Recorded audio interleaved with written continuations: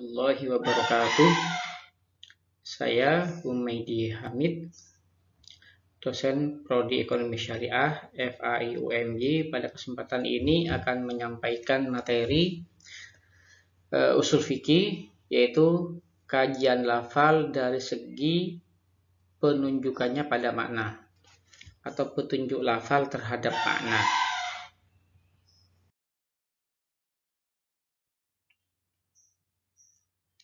Kajian lafal dari segi penunjukannya pada makna, menurut Hanafiyah itu ada ibaratun nas, isyaratun nas, dalalatun nas, dan iktida'un nas.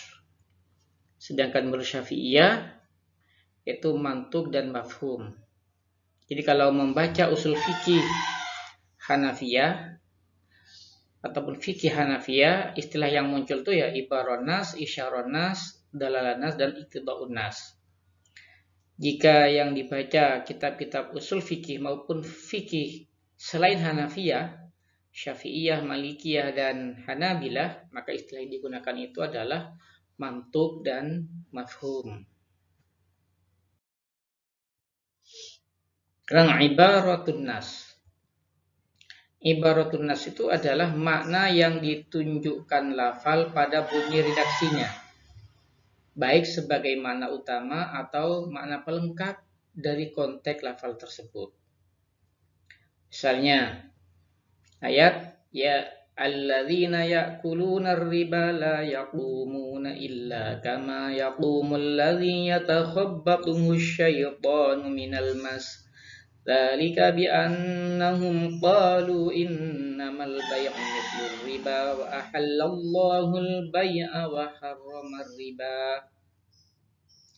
Makna redaksional dari kalimat yang digarisbawahi wa ahallallahu al-bay'a wa harrama ar-riba itu yaitu jual beli tidak sama dengan riba. Ini makna utama menolak anggapan pemakan riba yang menyatakan innamal bay'u mithlur riba. Jual beli itu tiada lain kecuali sama dengan riba. Sedangkan makna yang kedua yaitu jual beli itu halal dan riba itu haram. Ini makna pelengkap. Makna yang mendukung tercapainya makna utama. Jadi bukti bahwa jual beli tidak sama dengan riba yaitu Allah sebelumnya telah menghalalkan jual beli dan mengharamkan riba. Secara lebih detail bisa menyimak keterangan saya dalam video metode linguistik lafal yang jelas.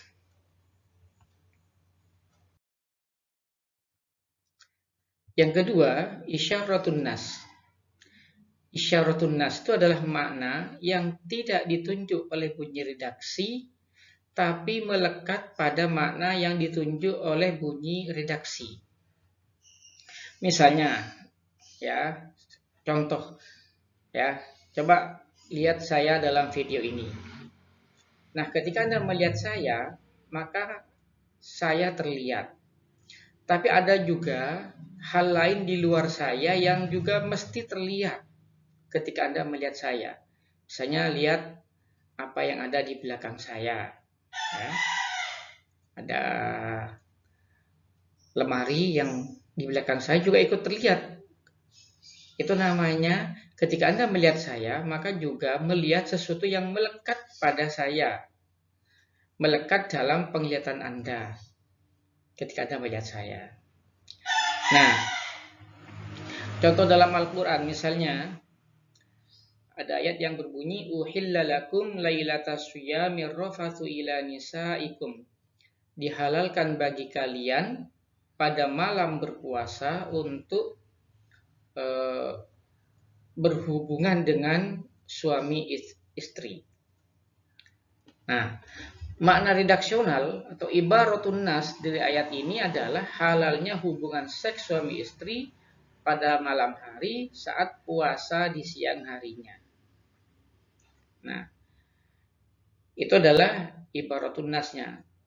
Sedangkan isyaratun nas di area tersebut adalah bolehnya masuk subuh dalam keadaan junub. Kenapa?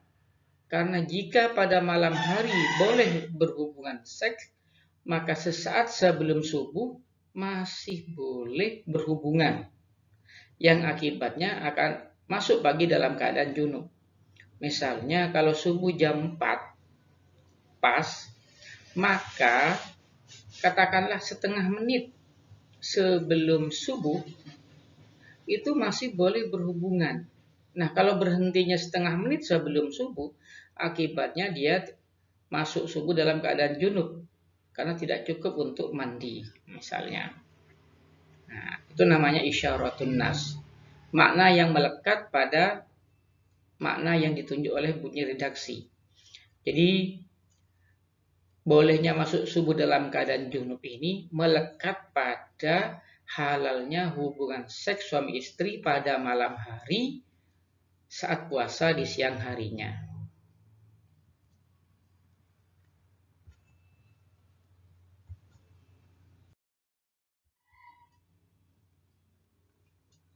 Berikutnya adalah dalalatun nas. Dalalatun nas adalah makna yang tidak ditunjuk oleh bunyi redaksi, tapi merupakan makna substansi dari lafal itu. Penyebutan kasus dalam lafal itu hanya sekedar contoh. Misalnya, imma yablughanna 'indakal kibar ahaduhuma aw kilahuma fala taqul lahumā uff. Nah, makna redaksional atau ibaratun nas dari lafal yang digaris bawahi itu adalah larangan berkata uff. Orang Arab menyebutnya uff. Kalau orang Indonesia berkata ah. Jadi ayat itu melarang berkata ah pada orang tua. Nah, dalalan nas dari lafal itu adalah larangan menyakiti orang tua. Jadi substansi ayat itu sebenarnya adalah larangan menyakiti orang tua. Maka penyebutan kata ah itu sekedar contoh dari perbuatan yang menyakiti orang tua.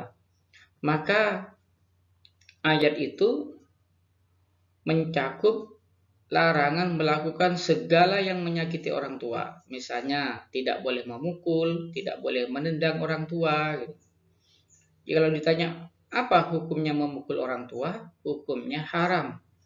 Mana dalilnya? Ya itu fala taqul lahum uffin. Jangan berkata ah pada orang tua. Berkata ah saja yang tingkat menyakitinya ringan itu dilarang, apalagi kalau sampai memukul dan menendang orang tua. Nah, gitu.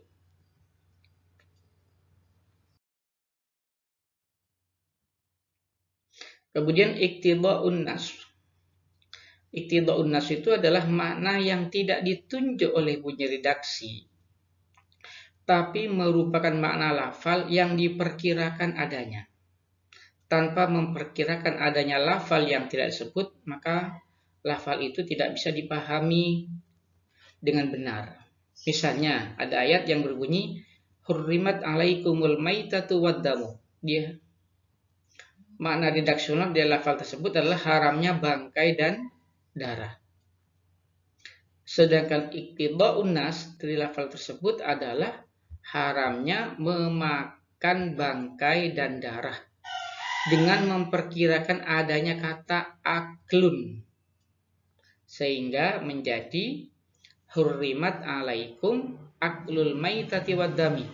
Diharamkan bagi kalian memakan bangkai dan darah.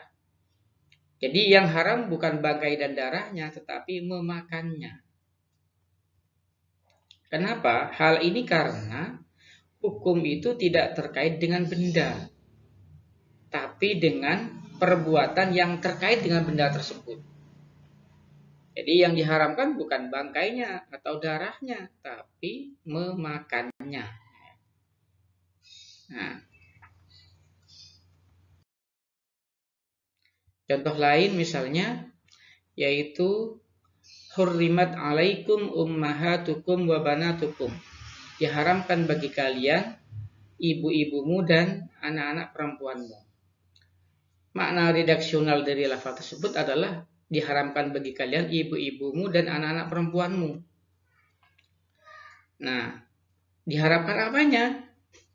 Nah, iktida'un nas dari lafal tersebut adalah diharamkan bagi kalian menikahi ibu-ibumu dan anak-anak perempuanmu. Jadi memperkirakan adanya kata nikah sehingga menjadi hurrimat alaikum nikahu ummahatikum wa banatikum. Itu kalau. Jadi diharamkan bagi kalian menikahi ibu-ibumu dan anak-anak perempuan. Jadi yang diharamkan terkait ibu dan anak itu adalah menikahinya. Kalau memegang ibu, memegang anak itu tidak haram.